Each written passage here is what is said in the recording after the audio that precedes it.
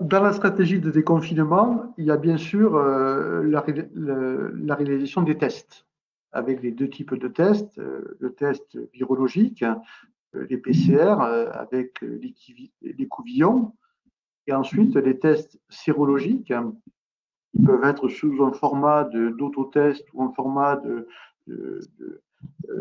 PCR, hein, d'orientation rapide, et donc qui sont des tests sérologiques, donc avec une gouttelette de sang, qui peut permettre de connaître si le patient a été affecté par le Covid et s'il a développé des défenses naturelles ou s'il ne les a pas développées. Donc, bien évidemment, nous ne positionnons pas sur les tests PCR écouvillon, hein, parce que voilà, il faut être équipé pour faire ce prélèvement. Ce prélèvement n'est pas un prélèvement facile, et d'ailleurs, c'est certainement à cause de ça qu'il y a des faux négatifs, hein, parce que il faut aller avec des couvillons assez profonds, hein, et ce n'est pas simple.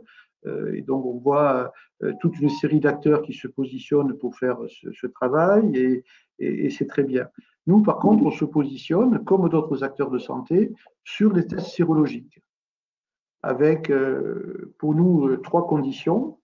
La première, c'est que ce soit des tests fiables. Il est hors de question d'utiliser des tests qui seraient avec beaucoup de faux négatifs ou de faux positifs. Ensuite, de connaître les conditions dans lesquelles, quels sont les patients éligibles.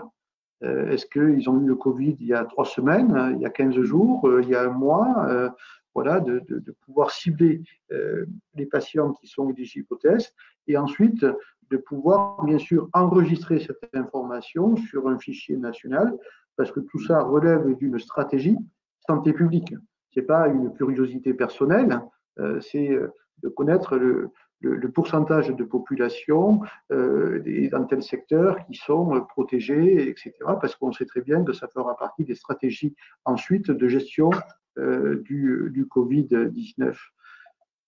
Donc voilà, nous on est positionné là-dessus. Alors Gérard, toi, je ne sais pas ce que tu penses de la présence des pharmaciens sur les tests sérologiques.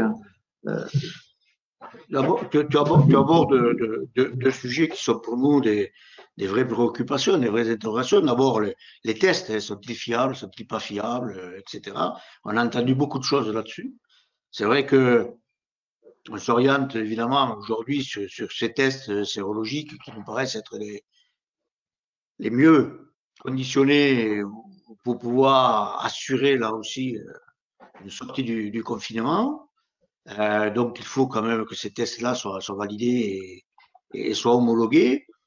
Quant à l'autorisation faite aux pharmaciens de pouvoir faire ces tests, vous connaissez notre position depuis le début, pourquoi pas, au contraire. Moi, je pense qu'encore une fois de plus, vous êtes tout à fait compétent et tout à fait en mesure et organisé et bien situé aussi pour pouvoir faire ces tests-là.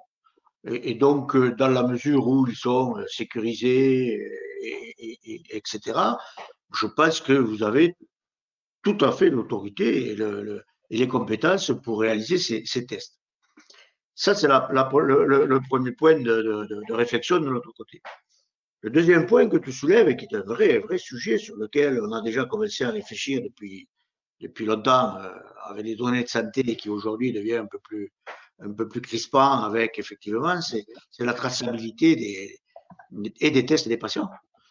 C'est comment demain on va pouvoir effectivement suivre, conseiller ces patients-là avec le numérique. Et c'est vrai que pour nous, c'est une vraie préoccupation, hein, d'abord de liberté individuelle, la première des choses. La deuxième chose, c'est la sécurité des données, de l'utilisation des données. C'est la transparence de qui récupère ces données.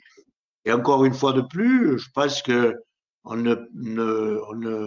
doit envisager cette traçabilité et ce suivi que dans un cadre extrêmement bien défini par la loi, et donc dans un cadre aussi qui est celui du Hub Data et du ministère de la Santé. Je pense qu'il nous faut faire très attention à ce qu'effectivement ce suivi-là n'entraîne pas d'écoles séquences, de discrimination de population, etc., etc.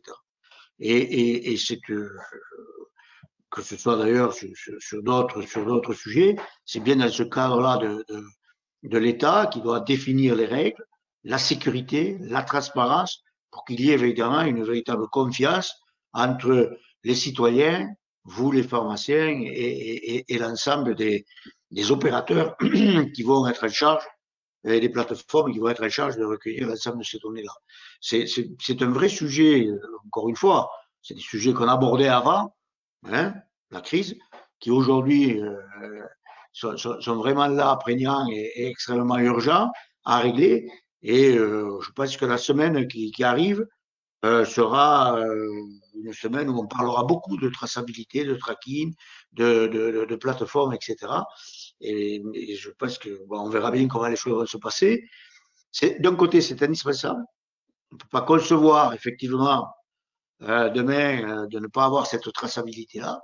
D'un autre côté, il faut quand même qu'on respecte les libertés individuelles, notre démocratie, et qu'il faut que cela se fasse dans une grande sécurité et avec, là encore une fois de plus, la participation de l'ensemble des acteurs pour bien cadrer. Et je parlais tout à l'heure de contrôle.